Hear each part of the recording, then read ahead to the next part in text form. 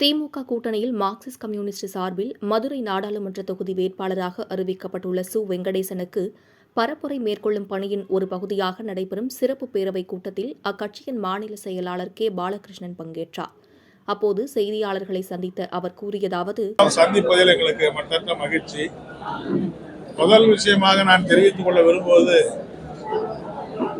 அமைச்சர் பொன்முடி மீதான அந்த தண்டனையை உச்சநீதிமன்றம் நிறுத்தி வைத்திருக்கிற அடிப்படையில் அவரை சட்டமன்ற உறுப்பினராக சபாநாயகர் அறிவித்து, அவர் சட்டமன்ற உறுப்பினராக இருக்கிற போது அவருக்கு அமைச்சர் பதவியை பதவி பிரமாணம் செய்து வைக்க வேண்டும் என தமிழ்நாடு முதலமைச்சர் மாண்புமிகு மு.க. ஸ்டாலின் அவர்கள் ஆளுநருக்கு கடிதம் எழுதியிருக்கிற சூழ்நிலையில் அந்த கடிதத்தை அவர் நிராகரித்திருப்பது என்பது அரசியல் சட்டத்துக்கு விரோதமானது. ஒரு அமைச்சரை முதலமைச்சர் முன்மொழிந்து விட்டால் அவருக்கு என்ன தகுதி இருக்கு இல்லையங்கிறத பத்தி எல்லாம் ஆய்வு செய்ய வேண்டிய வேலை ஆளுநருடைய வேலை இல்லை. ஆகவே அவர் அவருக்கு பதவி பிரமாணம் செய்து வைக்க மாட்டேன் என்று சொல்றது அரசியல் சட்டத்துக்கு விரோதமானது. இன்னும் சொல்ல போனா, ஒரு பழிவாங்க நோக்கத்தோடு ஆளுநர் மத்திய அரசாங்கத்தினுடைய பிரதி என்ற முறையில் செயல்பட்டு வருகிறார் என்பதை நான் சுட்டிக்காட்ட விரும்புகிறேன். எம்எல்ஏவா இல்லாத ஒருத்தரை கூட முதலமைச்சர் பதவி பிரமாணம் செய்து வைக்க சொன்னா ஆளுநர் பதவி பிரமாணம் செஞ்சுதான் வைக்கணும். 6 மாதத்துக்குள்ள ஒரு எம்எல்ஏ ஆயிடுங்கிறது வேற விஷயம். ஆகவே அப்படி இருக்கிற போது அவர் சொல்லக்கூடிய எந்த காரணமும் ஏற்புடையதே அல்ல. சட்டத்தில் எந்த சட்ட வரம்புகளை மீறி ஆளுநர் செயல்படுவதற்கு மார்க்சிஸ்ட் கம்யூனிஸ்ட் கட்சியின் சார்பில் என்னுடைய வலுவான கண்டனத்தை நான் தெரிவித்துக் கொள்ள விரும்புகிறேன். எனவே இப்படிதான் ஒரு ஆளுநர், மத்திய அரசாங்க பிரதிநிதி இப்படிதான் செயல்படுவார்னா இந்த மத்தியில் இருக்கக்கூடிய அரசாங்கம் எவ்வளவு ஜனநாயகத்துக்கு விரோதமான அரசாங்கம் என்பதை நான் விளக்க வேண்டிய அவசியம் இல்லை. இன்னைக்கு தமிழ்நாட்டில் தேர்தல் அறிவிக்கப்பட்டு தேர்தல் பணிகள் மிக வேகமாக துவங்கி கொண்டிருக்கிறது. இந்தியா கூட்டணி, தமிழ்நாட்டில் இருக்கக்கூடிய திமுக தலைமையில் இருக்கக்கூடிய மதசார்பற்ற முற்போக்கு கூட்டணி இன்னைக்கு தொகுதி பங்கீடுகளை எல்லாம் வெற்றிகரமாக முடித்து இன்னைக்கு பல கட்சிகள் வேட்பாளர்களை அறிவித்திருக்கிற சூழ்நிலை என்பது வந்து கொண்டிருக்கிறது. ஒருவேளை இன்று இரவு அல்லது நாளைக்குள் திராவிட முன்னேற்ற கழகத்தின் வேட்பாளர்களும் காங்கிரஸ் கட்சி வேட்பாளரும் அறிவிக்கப்பட்டிருக்கிறார்கள். எனவே மதசார்பற்ற முற்போக்கு கூட்டணி கட்சிகள் இணக்கமாக இணைந்து ஒரு இரும்பு கோட்டையை போல தமிழ்நாட்டிலே செயல்பட்டுக் கொண்டிருக்கிறார்கள்.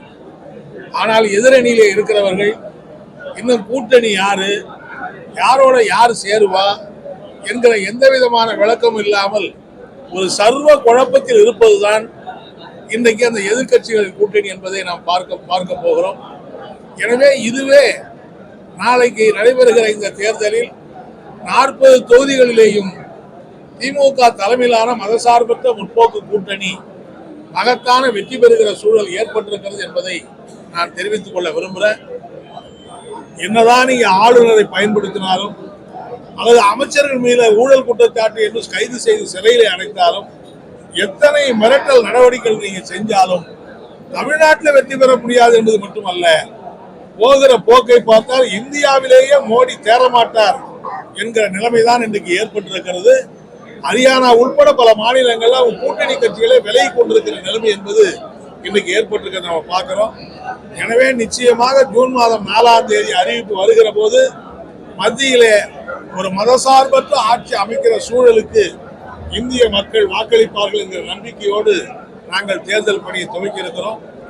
மார்க்சிஸ்ட் கம்யூனிஸ்ட் கட்சிக்கு திராவிட முன்னேற்ற கழகத்தோடு ஏற்பட்ட உடன்படிக்கை அடிப்படையில் 1 மதுரை, 2 திண்டுக்கல் என்கிற தொகுதிகள் ஒதுக்கப்பட்டு வேட்பாளர்கள் எல்லாம் அறிவிக்கப்பட்டு இன்றைக்கு வேட்பாளர்கள் வேகமாக தொகுதி பணிகளிலே தேர்தல் பணியிலே இறங்கி இருக்கிறோம். நேற்றைக்கும் இன்றைக்கு காலையிலேயும் திண்டுக்கல் மாவட்டத்தில் திராவிட முன்னேற்ற கழகத்துடைய துணை பொதுச் செயலாளர் மாண்புமிகு அமைச்சர் ஐ. பெரியசாமி அவருடைய தலைமையில், உணவுத்துறை அமைச்சர் சக்கரபாணி அவருடைய தலைமையில், மாவட்ட செயலர் செந்தில்குமார் உள்ளிட்ட பலரும் இன்றைக்கு திண்டுக்கல் மாவட்டத்திலே முதற்கட்ட பணிகளை உடனடியாக வேட்பாளர் அறிவித்த அடுத்த நாளே துவங்கி முடித்திருக்கிறார்கள்.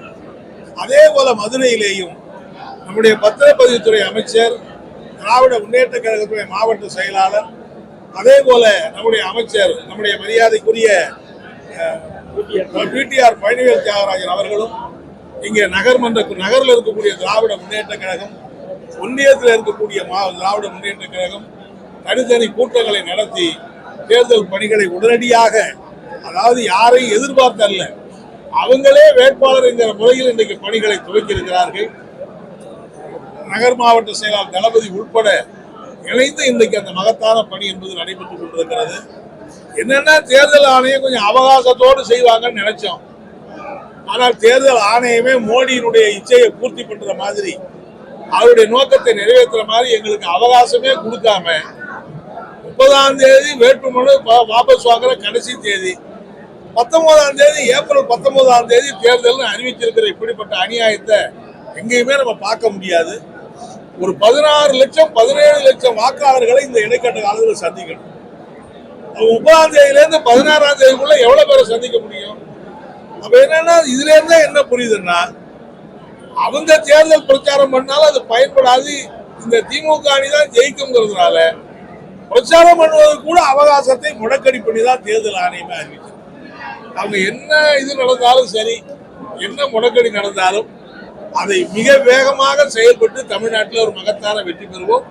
அதே போல இந்த தொகுதியிலே அருமை தோழர் சு. வெங்கடேசன் அவர்களை மார்க்சிஸ்ட் கட்சி வேட்பாளராக 2வது முறையாக நாங்கள் களத்தில் இறங்கியிருக்கிறோம். அவருடைய பணி, அவருடைய செயல்பாடு தமிழ்நாடு அறிந்தது, இந்தியாவே அறிந்தது, இந்த தொகுதி மக்கள் நன்றாக அறிந்திருக்கிறார்கள். எனவே கடந்த ஆண்டு தேர்தலில் அவர் பெற்ற வாக்குகள் வித்தியாசத்தை விட இந்த முறை கூடுதலான வாக்குகள் வித்தியாசத்திலே அவர் வெற்றி பெறுவார் என்கிற நம்பிக்கையோடு திராவிட முன்னேற்ற கழகம் உள்ளிட்ட தோழமை கட்சிகள், எல்லா தோழமை கட்சிகளும் அவங்கவுங்க களத்தில் இன்னைக்கு இறங்கிட்டாங்க. நாங்க சில பேரை பார்த்தோம், சில பேரை பார்க்கறதுக்கு கூட அவகாசம் இல்லை. ஆனாலும் சரி, தேர்தல் வந்தாச்சு, வேட்பாளர் அறிவிச்சாச்சு, நம்ம பணியில இறங்குவோம்னு எல்லா தோழமை கட்சிகளும், இந்த அணியை ஆதரிக்கக்கூடிய 60க்கும் மேற்பட்ட மக்கள் அமைப்புகள், அவங்கெல்லாம் கூட இன்னைக்கு தேர்தல் பணியில வெற்றிகரமாக இறங்கி இருக்காங்க. ஆகவே நிச்சயமாக இந்த 2 தொகுதிகளில் நாங்கள் அதிகமான வாக்கு வித்தியாசத்தில் வெற்றி பெறுவோம். தமிழ்நாட்டில் பாண்டிச்சேரி உள்ளிட்ட 40 தொகுதிகள் நாங்கள் வெற்றி பெறுவோம். இந்தியாவிலே ஒரு ஆட்சி மாற்றம் ஏற்படுத்துவதற்கு இந்த தேர்தல் வகை செய்யும் என்பதை நான் தெரிவிச்சுக்கிறேன். ஊடக நண்பர்களையும் பத்திரிகை நண்பர்களையும் நான் பணிவோடு கேட்டுக்கொள்ள விரும்புவது, எங்களுடைய நியாயமான அந்த குரலுக்கு, எங்களுடைய நியாயமான இந்த செயல்பாடுகளுக்கு நீங்கள் தொடர்ந்து தேர்தல் காலத்திலே எங்களுக்கு ஆதரவும் ஒத்துழைப்பும் நல்கிட வேண்டும். உங்களுடைய ஒத்துழைப்பின் மூலமாகத்தான் நாங்கள் மக்களை அணுகுவதற்கு வாய்ப்பு இருக்கிறது. அதற்கு நீங்கள் முழு ஒத்துழைப்பு தர வேண்டும் என்று உங்களை எல்லாம் பணிவோடு கேட்டுக்கொள்கிறோம்.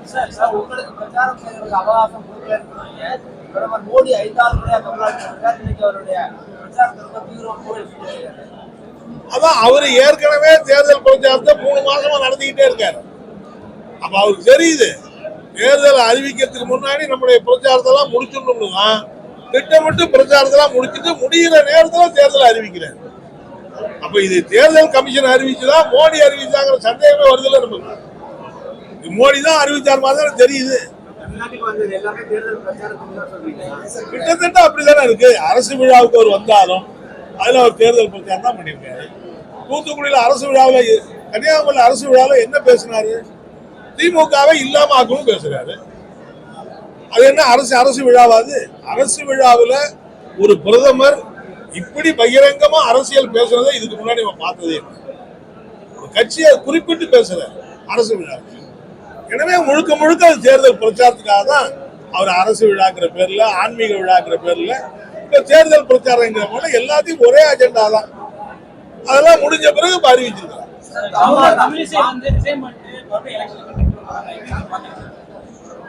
அதாவது ஆளுநராக இருந்தாங்க. இப்ப பாவம், அவங்களுக்காக நான் என்ன சொல்றது தெரியல. ஆளுநர் பதவியை ராஜினாமா பண்ணிட்டு தேர்தலில் நின்று அவங்க நம்முடைய அனுதாபத்தை தான் அவங்களுக்கு தெரிவிக்க வேண்டியிருக்கு. ஏன்னா பாஜக தமிழ்நாட்டில் வெற்றி பெறவே தெரியாதுன்னு நமக்கு நல்லா தெரியும். அப்படி இருக்கிற பேர் என்ன பண்றது? அவங்க கட்சி தலைமை சொல்லுது, அவங்க கேட்க வேண்டிய கட்டாயத்தில் இருக்கு. அது தவிர நான் என்ன சொல்ல முடியும்?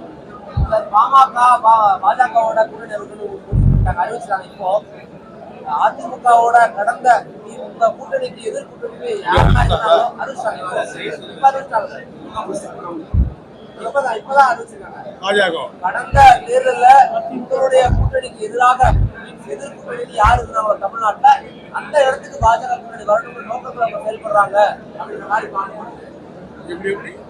திமுக கூட்டணிக்கு எதிர் அணி அப்படின்றது பாஜக கூட்டணி தான் அப்படின்னு முன்வைக்கிறாங்க. இல்ல அப்படின்னா பாஜக கூட்டணி தான் எதிர் கூட்டணின்னா அவங்க கிட்ட இருந்து சரிபாதிக்கு மேல கட்சிகள் இல்லையா அவங்களோட? இப்ப ரொம்ப படாத பாடுபட்டு பாமகவை சேர்த்திருக்கிறதா நீங்க சொல்றீங்க. இதுவே பாருங்க, பாமக இந்த பக்கம் காலையில வரைக்கும் அதிமுக பேசிக்கிட்டு இருக்காங்கன்னு சொன்னாங்க.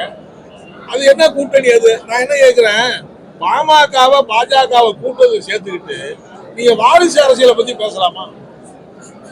பாமக என்ன அடிப்படையில் இருக்கிற கட்சி? டாக்டர் ராமதாஸ் அந்த கட்சிக்கு தலைவர். அவருடைய மகன் அன்புமணி தான் அந்த கட்சிக்கு அடுத்த தலைவராக இருக்கிறாரு. நீங்க வாரிசு அரசியலை பத்தி பேசுறதுக்கு எங்க போச்சு? உங்க கொள்கையை நீங்களே மீறிட்டீங்களே கூட்டணிக்காக. ஓகே சார், தமிழ்நாட்டை கடந்து இந்தியா கூட்டணியை பொறுத்தளவு தமிழ்நாட்டை கடந்து இந்தியா கூட்டணி மற்ற இடங்கள்ல வந்து வலியுறுத்தியாக சார் காணப்படுகிறது. பிஜேபி பெரும்பான்மையோட இருக்கிற மாதிரி ஒரு கூட்டம். இல்ல அது வந்து அவங்களுக்கு இருக்கிற மீடியாவை பயன்படுத்தி, அவங்களுக்கு இருக்கிற ஊடகங்களை பயன்படுத்தி, சமூக வலைதளங்களை பயன்படுத்தி ஒரு தவறான கட்டமைப்பை, பிம்பத்தை உருவாக்குறாங்க. நீங்க உத்தரப்பிரதேசத்தில் ஏற்பட்டிருக்கிற அலையன்ஸ் பாருங்க, மகத்தான வெற்றி பாருங்க. பீகார்ல இன்னைக்கு வந்து நிதிஷ்குமார் எங்கேயுமே மக்களை சந்திக்க போக முடியல. ஆனா தேஜஸ்வரி போற இடத்துல லட்சக்கணக்கான மக்கள் திரள்றாங்க. எனவே இன்னைக்கு என்னன்னா, எதிர்கட்சி கூட்டணி இந்தியா கூட்டணி தான் ஒரு வலுமிக்க கூட்டணியாக பல மாநிலங்கள்ல, வட மாநிலங்களிலேயே ஏற்பட்டது. வட மாநிலங்களே நான் சொல்றேன், தமிழ்நாடு அல்ல, வட மாநிலங்கள்ல பிஜேபியினுடைய கோட்டையா இருக்கக்கூடிய அந்த மாநிலங்கள்லயே இன்னைக்கு கோட்டை விடக்கூடிய நிலைமைக்கு தேசிய ஜனநாயக கூட்டணி வந்தது. குழப்பம் எங்கிருந்து உருவாகுதுன்னா, பிஜேபியுடைய பிரதமரா வந்து பிரதமர் வேட்பாளரா மோடி இருக்காரு.